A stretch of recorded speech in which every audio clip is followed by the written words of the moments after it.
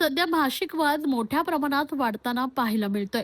या अनुषंगाने महाराष्ट्र राज्याचे परिवहन मंत्री आमदार प्रताप सरनाईक यांनी रिक्षा चालक, टॅक्सी, ओला, उबेर चालक यांना मराठी येणे अनिवार्य असून ज्यांना मराठी बोलता येणार नाही अशा रिक्षा, टॅक्सी, उबेर चालकांचे परवाने रद्द करण्याचे कठोर आदेश दिलेत. मात्र सध्या मराठी शिकण्यासाठी मुदतवाढ दिली असून 15 ऑगस्ट पर्यंत ही मुदतवाढ असणार आहे. 15 ऑगस्ट पर्यंत विविध ठिकाणी अमराठी चालकांना मराठीचे धडे दिले जाणार असून रिक्षा चालकांना ग्राहकांशी मराठीत संवाद साधताना कोणतीही अडचण येऊ नये यासाठी व्यावहारिक मराठी भाषा शिकवली जाते. या मराठी प्रशिक्षण केंद्राला चांगलाच प्रतिसाद मिळत असून आतापर्यंत 1000हून अधिक रिक्षा चालक मराठीचं प्रशिक्षण घेऊन गेले असल्याचं वागळे शिवसेना विभाग प्रमुख व माजी नगरसेवक एकनाथ भोईर यांनी सांगितलंय. तर हे सर्व शिक्षण मोफत असून सर्व रिक्षा चालकांनी या प्रशिक्षणाला जावं असं आवाहन उपप्रादेशिक परिवहन अधिकारी रोहित काटकर यांनी केलंय. अमराठी रिक्षा चालक ज्यांना मराठी व्यवहार भाषा म्हणून येत नाही असं जे आमच्या आरटीओच्या चेकिंगमध्ये आढळलं, अशा रिक्षा चालकांसाठी महाराष्ट्र शासन परिवहन विभाग, कोकण मराठी साहित्य परिषद आणि मुंबई मराठी साहित्य संघ, राज्य मराठी विकास संस्था यांच्या माध्यमातून ठाणे प्रादेशिक परिवहन कार्यालयाच्या कार्यक्षेत्रामध्ये 11 ठिकाणी अशा प्रकारचे वर्ग चालू करण्यात आले आहेत. साधारणतः 40-50 रिक्षा चालकांची कॅपॅसिटी असणारे हे वर्ग आहेत. 4 दिवसासाठी हे वर्ग असतील. एक बॅच 4 दिवसासाठी असेल. या 4 दिवसामध्ये दररोज 1 तास याप्रमाणे 4 तासाचं त्यांच्यासाठी प्रशिक्षण वर्ग होणार आहे. याच्यामध्ये रिक्षा चालकांना ग्राहकांसोबत दररोजच्या जीवनामध्ये जे काही संभाषण साधावं लागतं त्याचं परिपूर्ण मराठी ज्ञान त्यांना यावं, यासाठीची एक अभ्यासक्रम आपण म्हणू मराठी साहित्य परिषदेच्या, कोकण मराठी साहित्य परिषदेच्या माध्यमातून तयार करण्यात आला आहे आणि शासनामार्फत तो राबवण्यात येत आहे.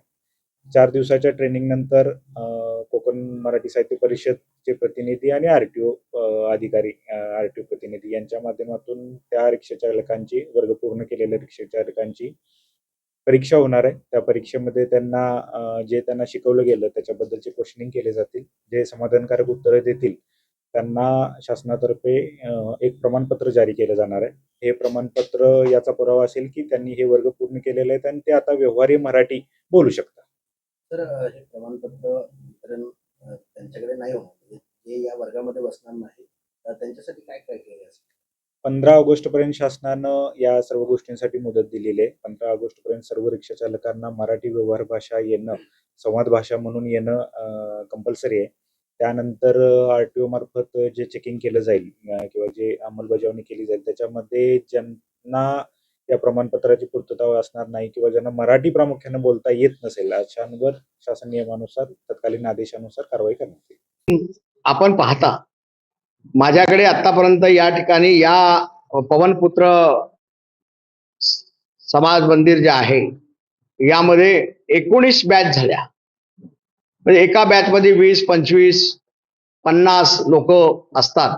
किमान आतापर्यंत इकडे जवळजवळ 1000 विद्यार्थी ज्यांना अमराठी आहेत आणि त्यांना मराठी येणं अपेक्षित आहे. मी विशेष करून महाराष्ट्र राज्याचे उपमुख्यमंत्री एकनाथ शिंदे साहेब, परिवहन मंत्री आदरणीय प्रतापजी सरनाईक साहेब यांना धन्यवाद देईन का जे आता आमच्या या वागळे स्टेट परिसरामध्ये बहुसंख्य जे रिक्षा चालक आहेत ते अमराठी आहेत, परंतु त्यांना मराठी व्यावहारिक भाषा येणं अनिवार्य आहे आणि ती येणं अपेक्षित आहे. म्हणून त्यासाठी हे जे महाराष्ट्र परिवहन विभागाच्या वतीने ज्या ठिकाणी पाठशाला सुरू करण्याचा संकल्प केला आणि त्यासाठी ऍक्च्युली कोकण मराठी साहित्य परिषद आणि मुंबई मराठी साहित्य संघ हे सुद्धा त्यांना मदतीसाठी उतरले आणि या माझ्या विभागामध्ये सर्वच अमराठी लोकांना मराठी येण्यासाठी ज्या पाठशाला उपलब्ध करून दिल्या, पाठशाळेसाठी या ठिकाणी सहयोग केला, त्यामुळे त्यांचे मी आभार व्यक्त करतो. आणि या ठिकाणी आमचे शिवशक्ती प्रतिष्ठान आहे, आमचे देशमुख सर आहेत, विनयजी आहेत, हे सुद्धा या विभागात ऍक्च्युली 6 महिन्यापासूनच या पाठशाळा यांनी सुरू केलेल्या आहेत. त्यामुळे आमच्या इथल्या लोकांना मराठी यायला पाहिजे, त्यांचा उदरनिर्वाह झाला पाहिजे, हा माफक अपेक्षा त्यांची आहे. कारण त्यांच्या उदरनिर्वाहासाठी त्यांना सुद्धा मराठी येणं अनिवार्य आहे.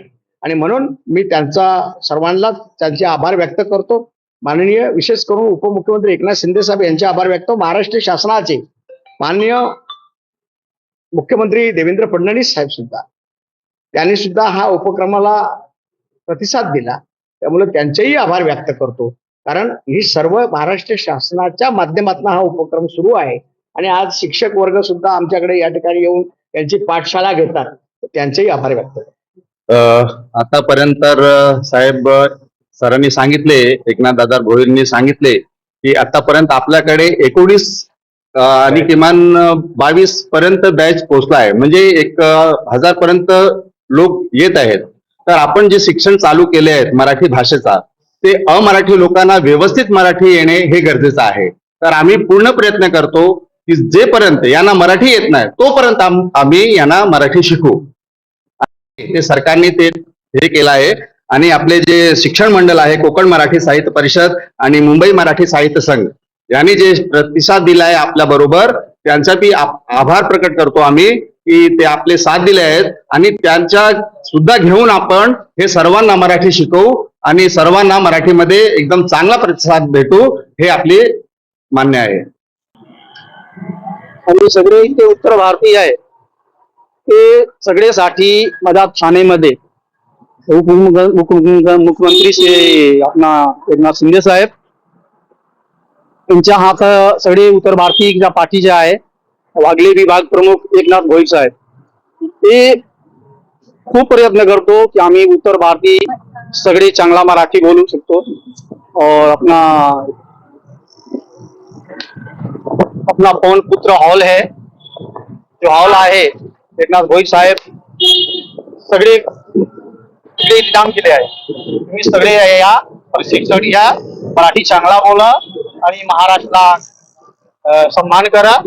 त्या कर्मभूमी आहे ते चांगला शिकवतो एकनाथ भोईर साहेब, त्यांचा खूप खूप आभार. ज्ञान, मुझे हेल्थ केयर फील्ड में करियर बनाना है, कोई स्ट्रॉन्ग ऑप्शन है? बिल्कुल है. अभिनव इंस्टीट्यूट का BPTH बैचलर ऑफ फिजियोथेरेपी. आजकल फिजियोथेरेपिस्ट की डिमांड बहुत हाई है. कोर्स रिकॉग्नाइज है ना? ऑफ कोर्स, ये इंडिया की लार्जेस्ट मेडिकल यूनिवर्सिटी से एफिलिएटेड है. मतलब स्ट्रॉन्ग एकेडमिक वैल्यू. और करियर अपॉर्चुनिटीज कैसे रहेंगे?